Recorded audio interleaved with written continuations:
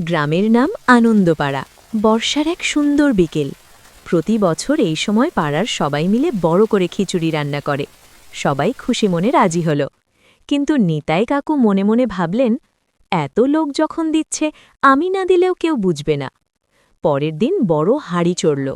সবাই একে একে চাল, ডাল, আলু, কুমড়ো, মশলা দিল। নিতাই কাকু চুপি চুপি শুধু এক বাটি পানি ঢেলে দিলেন। তারপর চুপ করে দাঁড়িয়ে রইলেন।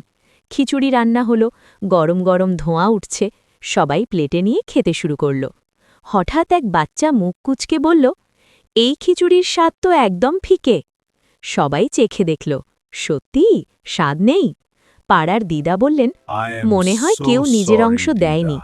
নিতাই কাকু লজ্জায় মাথা নিচু করলেন। তিনি বললেন, আমি শুধু পানি দিয়েছিলাম, ভাবছিলাম কেউ বুঝবে না। দিদা হেসে বললেন, একজন কম দিলে সদার স্বাদ নষ্ট হয়। নিতাই কাকু দৌড়ে বাড়ি গেলেন। চাল, ডাল, ডিম, সবজি নিয়ে এলেন। আবার রান্না হলো। এবার খিচুড়ির গন্ধে পুরো পাড়া ভরে গেল। সবাই হাসতে হাসতে খেল।